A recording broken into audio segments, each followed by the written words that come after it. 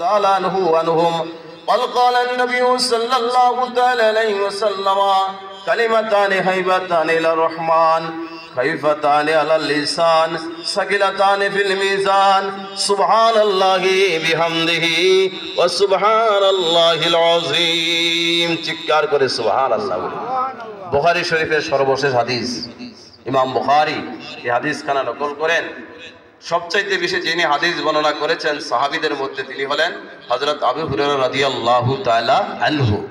তিনার থেকে হাদিস খানা বর্ণিত, তিনি ফরমান, আমার নবী আকাই মাওলা মাহবুব খুদা হুজুর পাক সাল্লাল্লাহু আলাইহি সাল্লাম ইরশাদ করেছেন, কালিমাতানে হাইবাতানে ইলার রহমান, কালিমাতানে দুইটি বাক্য, হাইবাতানে ইলার রহমান আমার আল্লাহর নিকট, স্রষ্টার নিকট, প্রভুর নিকট।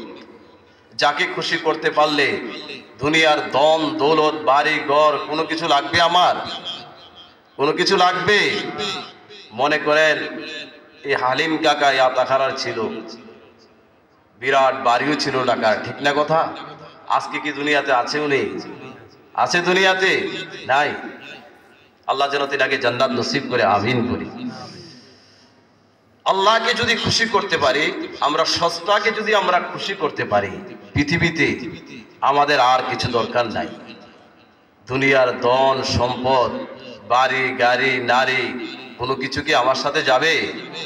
কথা বলেন, যাবে? আমার আকীদা বিশুদ্ধ যদি হয়, আজকে আমার আলোচ্য বিষয় দিয়েছে সঠিক আকীদা ও আমল। আকীদা যদি বিশুদ্ধ হয় আর এই তাসবিহগুলা যদি আমরা পড়তে পারি, তাহলে আমার নেকের পাল্লা ভারী হবে দুনিয়াতে। আর পরকালে কি হবে?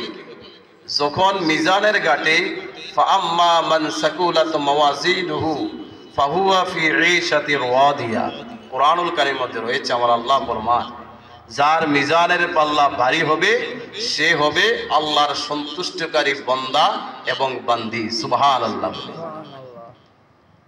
আর যার মিজানের পাল্লা হালকা হবে, ওয়াম্মা মান খাফফাত মাওয়াজিনুহু ফাউম্মুহু হাবিয়া, যার মিজানের পাল্লা হালকা হবে সে হবে জাহান্নামের অধিবাসী।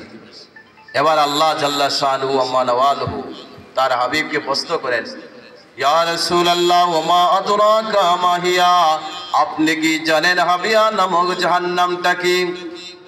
হাবিয়া নামক জাহান্নামটা হলো নারুন হামিয়া, উত্তপ্ত জাহান্নামের অগ্নি। যে আগুনকে 40 বছর জ্বালানোর পরে যে আগুন সাদা হয়, আবার 40 বছর জ্বালানোর পরে যে আগুনটা কালো হয়, আবার 40 বছর জ্বালানোর পরে যে আগুনটা উত্তপ্ত লাল হয়, সেটাকে বলা হয় হাবিয়া নামক জাহান্নামের আগুন। যার মিজানের পাল্লা হালকা হয়ে যাবে ওই বান্দা এবং বান্দি, যার আকীদাও বিশুদ্ধ থাকবে না, যার ঈমানও বিশুদ্ধ থাকবে না, যার আমলও থাকবে না, ওই হাবিয়া নামক জাহান্নামের মধ্যে ওই ব্যক্তি নিক্ষিপ্ত হবে। আর এই হাবিয়া নামক জাহান্নামের আগুনটা হলো নারুন হামিয়া, উত্তপ্ত জাহান্নামের অগ্নি। সুবহানাল্লাহ বলি। আমার রাসূল শিক্ষা দিয়েছেন, ওহি আমার উম্মত তোমরা বেশি বেশি পড়বা, আল্লাহুম্মা আজিরনা মিনান নার।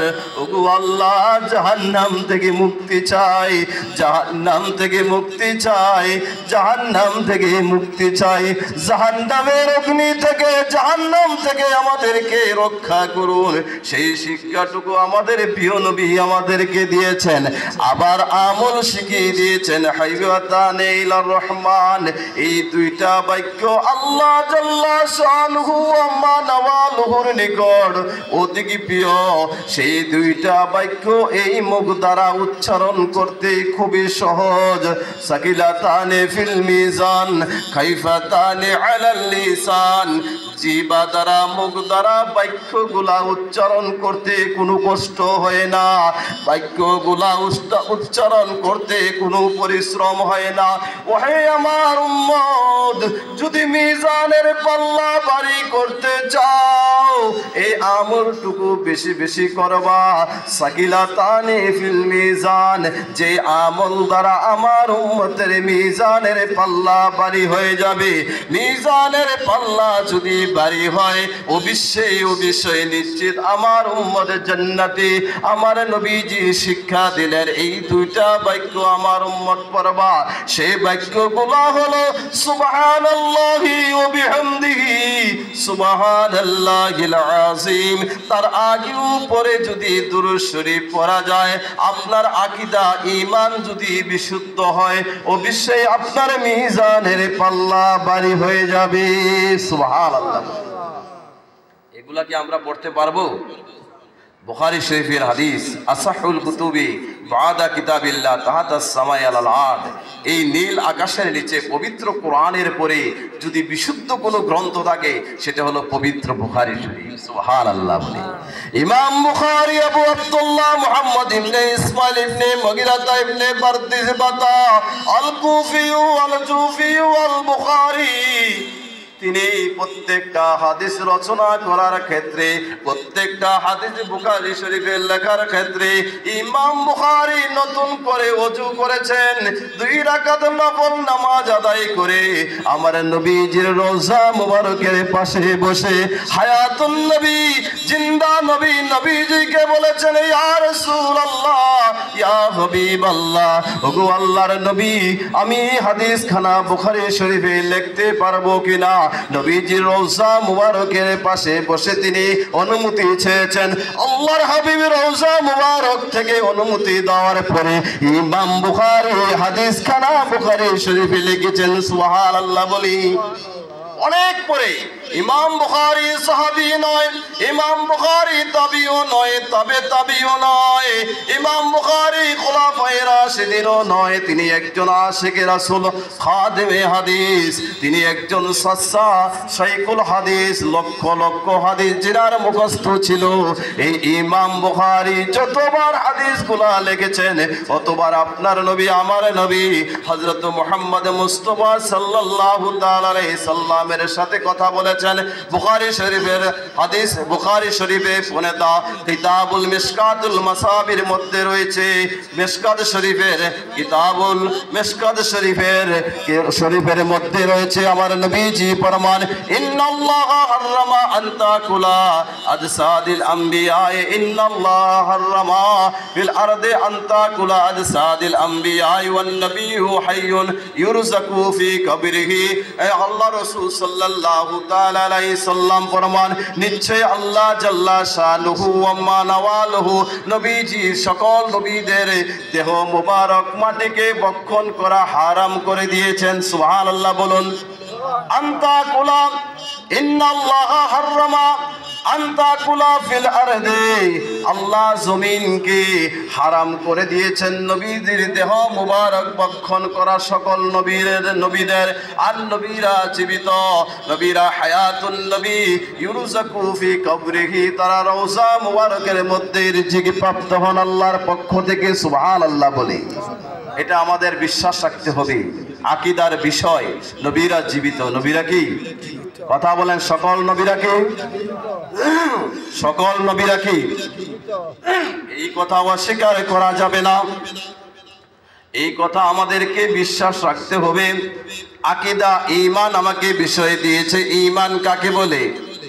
ওয়াতাসদিকু বিমা জাআ রাসূলুল্লাহ সাল্লাল্লাহু তাআলা আলাইহি সাল্লাম ইনদাল্লাহি, আমার নূর নবী হযরত মুহাম্মদ সাল্লাল্লাহু তাআলা আলাইহি সাল্লাম আল্লাহর পক্ষ থেকে যা কিছু নিয়ে এসেছেন তার প্রতি পরিপূর্ণ বিশ্বাস রাখার নাম হলো ঈমান।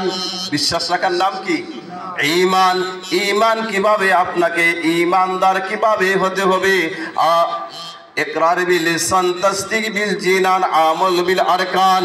ইকরার বিল লিসান, ইসলামের সকল আমলের দিকগুলো আপনাকে মুখ দ্বারা স্বীকৃতি দিতে হবে। আমল বিল আরকান, কাজে পরিণত করতে হবে। তাসদীক বিল জিনান, অন্তর দ্বারা বিশ্বাস করতে হবে। এই তিনটা যার মধ্যে থাকবে সে হলো পরিপূর্ণ ঈমানদার। সুবহানাল্লাহ বলি। ইকরার বিল লিসান, আপনি ইসলামের সব বিধিবিধানগুলা, ইসলামের আমলের বিধিবিধানগুলা, আপনার হক কথাগুলা, আপনার হারাম জিনিসগুলা, এগুলা মুখ দ্বারা আপনাকে স্বীকৃতি দিতে হবে, আমল করতে হবে। অন্তর দ্বারা পরিপূর্ণ যদি বিশ্বাস করতে পারলেন আপনি হবেন পরিপূর্ণ ঈমানদার, আর নয়তো পরিপূর্ণ ঈমানদার হওয়া আপনার পক্ষে সম্ভব হবে না। বাবাজিরা আমার, এই পৃথিবীতে ঈমান হলো মূল্যবান সম্পদ, ঈমান হলো মূল্যবান সম্পদ।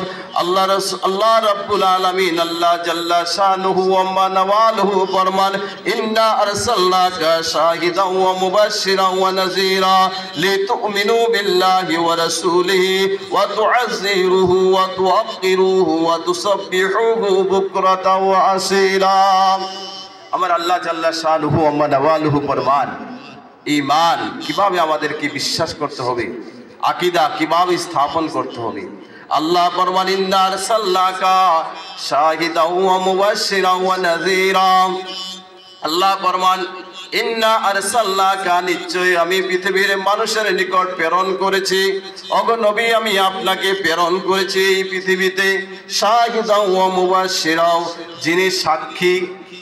আপনি যে কাজগুলা করেন, আপনি যে আমলগুলা করেন, আপনি যে ইসলামের বিধানগুলা পালন করেন, সবগুলার সাক্ষী হিসাবে ওগো রাসূল আমি আপনাকে এই পৃথিবীতে প্রেরণ করেছি। সুবহানাল্লাহ বলুন, আওয়াজ দিয়ে সুবহানাল্লাহ বলুন।